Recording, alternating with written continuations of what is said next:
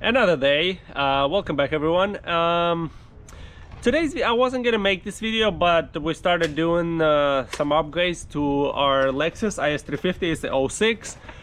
We got some OBX headers for the car and we started installing them. We ran into some issues, so I thought it's not gonna be full install. I will give you the pointers of where and how we install and how hard it is and everything, but mainly I'm gonna tell you guys what you guys will need, so you guys will know exactly, because they don't really tell you that in the description when you buy the header. So in today's video I'm gonna make a video of how it will sound afterwards when we put it together and how we completed it, pretty much. Yeah, what we did. So as you guys can see, it's an OBX racing sports. It's a header that looks like this. Both of them look like that. Right there's the O2 sensor bong. It's a different, let's start with this. It's a different location for the bong. So your original O2 sensors will not work. So I mean, they will work, they'll go in here, but the wire itself is too short for this, because originally your sensor, I believe, is like right there on top, towards closer to the engine, where this one is that farther out. So what you will need is you need to order the OBX extension, the O2 sensor extension wire. It's like 2 plugs. You will see it. Just search up OBX O2 sensor extensions, and those two you'll need 2 of them for both of the headers. So make sure you guys do that. We actually didn't order that. We didn't know we'll need that, so I custom made one. I'll show you how I did that, but yeah, that's what you will need if you're going to be installing one of these. Okay, so this is the extension I did. I got some wires. I just used the shrink wrap and the, what do they call them, splices? Shrink butt connectors or whatever. So that's how I did them, and then I use shrink wrap them, and that's it. And then we're just gonna wrap it up with some electrical tape, and that's gonna be our extension. Because they're very short. You can see right here, so maybe 4 inches total. You need at least probably like 8, even more inches. So anyways, yeah, that's how long it's gonna be. So yeah, two hand long. So anyways, yeah, that's what we had to do. So I just thought this is gonna be important for you guys to know before you guys order anything. Make sure you order the extension. The plug extension just plugs into the connector, and then it plugs into your car. Into your sensor and then into the car, so you don't have to do any splicing like I did. But if you guys don't order the extensions, you're gonna have to splice like I did. And then these are the stock headers. You can see what I was talking about. The sensor is right by your engine, right where you bolt up to your engine. That's where your sensor is in both of your headers, original headers. So yeah, so this is way too short. You need at least triple that. So yeah, make sure you order the connector, the O2 sensor connector from OBX. They have it. Sadly, they don't list it when you buy the headers. Okay, so on this side, this header does not really fit that well. As you guys can see, there's a gasket. I had to reuse the original gasket and add another one because the design of this is crappy. As you guys can see, it doesn't fit flush on this side. This side is perfect. Like literally, you can see it's nice and perfectly flush with the back exhaust. And then the angle of this side of the header is not. So they screwed up on this one. They needed to be maybe a few degrees down, and it would have been perfect. But you know, we had to kind of compromise. But we'll see. Hopefully this doesn't leak. If not, we'll have to add a couple more gaskets maybe and run a double or triple gasket set in there or something. But I don't know. For now, we put the original gasket and then the regular exhaust gasket, flat one. So hopefully this you know, this does the job, but we'll see.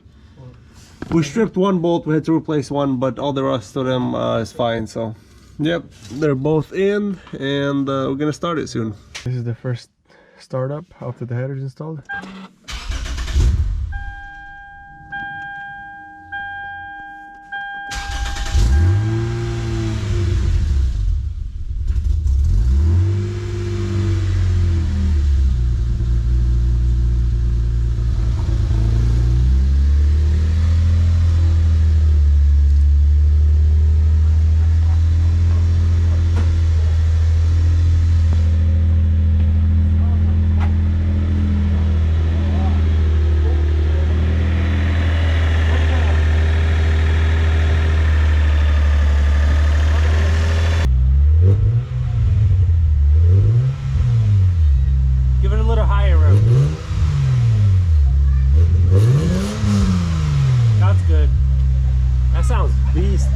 it sounds the same, but it's really a lot deeper.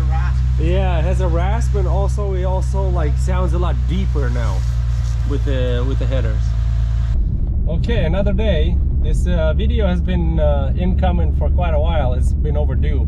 I've been busy with remodeling my house and stuff, so this is I had to finish this video because I started, you know, we modified it, we installed the headers, and then we tuned it with our tune. So we downloaded the app, sent the map, you know, took out the data from the car, sent it out to him. Anyways, yeah, we tuned it, flashed the tune, so now it's done, and we just been really busy since then. So today I'm gonna finish this video. So I'm gonna do a little test drive. I got a Draggy app, which is really accurate. I tested it on the drag ship. If you want to check it out on the Volvo. I have some videos at the drag ship. The Draggy app, it's a GPS device that you plug into your car, and it pretty much measures your 0 to 60, 8 mile, quarter mile, and anyways, everything.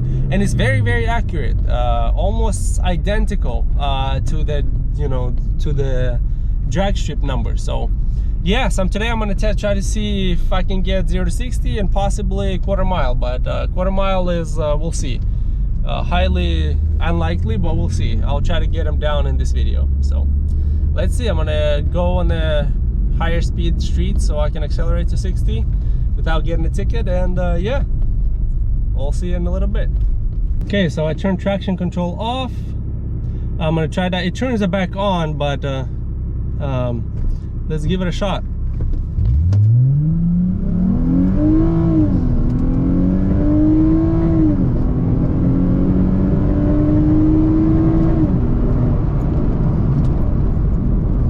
Okay, let's see. What do we got? What do we got this run? 0 to 60, 5.4 seconds. At 1/8 of a mile, 8.8. So not bad at all. It was spinning, like I turned traction control off, it still turns it back on. It was kind of wobbly a little bit. So I mean, I think maybe if I can maybe turn the traction control off completely, where I don't even know if that would work in the benefit of it, or even worse, because it would be sliding. So I don't know. But we got 5.4 and 8.8 in 1/8 of a mile. 1/8 of a mile, so 8.8 seconds, and 0 to 60 in 5.4. So not bad, but that was just in the power mode, traction control off. He turned it back on, but yeah, that was the first run. I'm gonna try it with shifting. Like I'm gonna try to shift myself, like at red line, all the way like 7.5, and see if that does it. I didn't pay too much attention when it shifted, but yeah, see if that makes a difference. So we're gonna find another run to do here and see if I can get any better numbers. But for now, 0 to 60, 5.4, and 1/8 of a mile, 8.8 seconds. So yeah, that's that for now. Also, I noticed there's some sort of rattle. I think one of the shields, one of the heat shields on the bottom, I think we bent it a little bit, and it's probably rattling against the exhaust. So we gotta check that. But other than that, this car runs great. I mean, no issues, no engine light, at least. I've been driving, yeah. So yeah, that's great. It's actually a very fun car. A little bit quicker, a little bit more fun with the headers on and everything. But yeah, I'm gonna just try to find a spot, and we can do maybe a few more pulls and see if we can get a better time. Okay, let's give it another shot.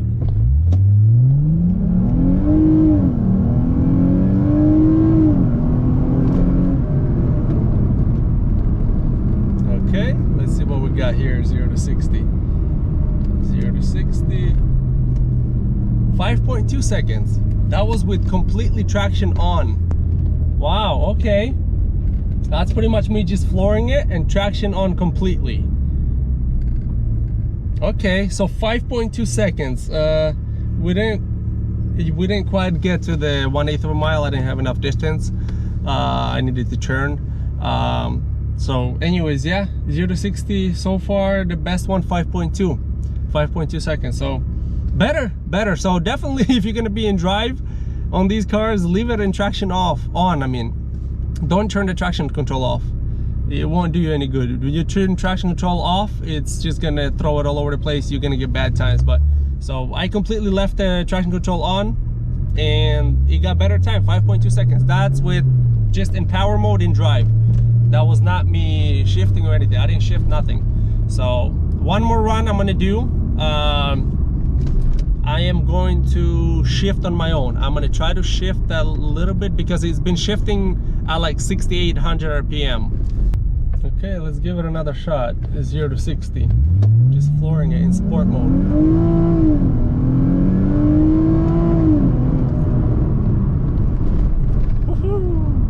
That felt good. 0 to 60. No, 5.6 seconds. Huh. That was in sport mode. That's, yeah, that I flipped it to sport mode and it was longer. Weird. Let me turn traction control off and try it one more time on this street, see what it does. Let's do this one more time.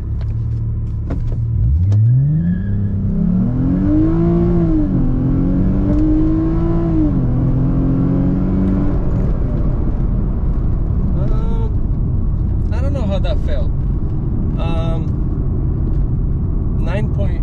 5.6 seconds again, and 9.3 in 8 miles. So yeah, to be honest, what I'm seeing right now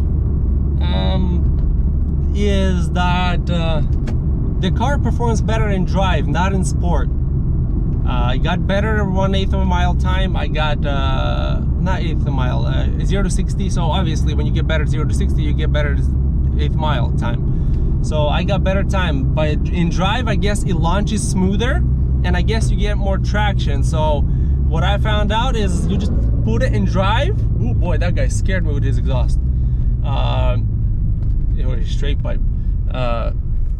You just put it in drive and just floor it. You have a little more traction. Yeah, you take off a little loose, you know, slower off a dig, but that allows you to gain that traction to get better 0 to 60 and everything. So I think the best 0 to 60 is gonna be, no matter what I do, 5.2 seconds. I mean, I didn't like, you know, launch or anything like brake, pedal, and gas at the same time and then release. I didn't do any of that. But I don't think that would matter. That would just make it the same as in sport mode. It would just break tires loose and you would get bad 0 to 60 time and 1/8 of a mile time. So I did literally like 4 runs. The best one, 5.2 seconds, and I think like 8 point, what did I say? I forgot, I'm not gonna lie. We're gonna go over it once I get home. We'll go over the times, the best times I did today. Yeah, just in drive, floor it, you're gonna get the best 0 to 60 time and 1/8 of a mile. And let's go 0 to 60. So today is what, the 22nd. So the 22nd right here, 5.4 seconds, 5.2, 5.6, 5.6. So the first one was 5.4 seconds right there. That was in drive and just flooring it with traction control off and then turn on its own. This is with completely traction control on, pretty much. So I didn't turn the traction control off. And then these two were, this one was with traction control on in sport mode, and this is with sport mode with traction control off. It obviously kicked it back in, but yeah, 5.6 in sport mode. I can't, 5.69 and 5.63. So yeah, in sport mode with the traction control off, it got a tiny bit better, but not enough to influence the actual seconds. So yeah, the best time I did was in drive and traction control on, 5.2 seconds. Okay, let's go to 1/8 of a mile. Today is the 22nd. So these are the 3 runs, 8.8, 9.6, and 9.3. So this is the best one that I did. It was in drive, just flooring it with traction control on, I believe this one was. So yeah, make sure, just, you know, put your car in drive, leave the traction control on. That's only gonna help you. It's safety, plus it helps your traction. In rear-wheel drive cars, this is a rear-wheel drive, I don't know if I mentioned that, it helps with your traction. You take off the line a little quicker because the traction control actually keeps your tires, you know, without spinning, because you break tires loose, you lose time, obviously. 0 to 60, 1/4 mile, 1/8 mile. Sadly, I wasn't able to get 1/4 mile today, but we'll definitely take this car to the drag strip with the Volvos and everything, so stay tuned for that. In the next couple of weeks, I kind of caught up a little bit on remodeling of my house. I'll be going to drag strip, I'll have more time. So yeah, I hope you guys enjoyed this video. I wanted to do a video on the headers install.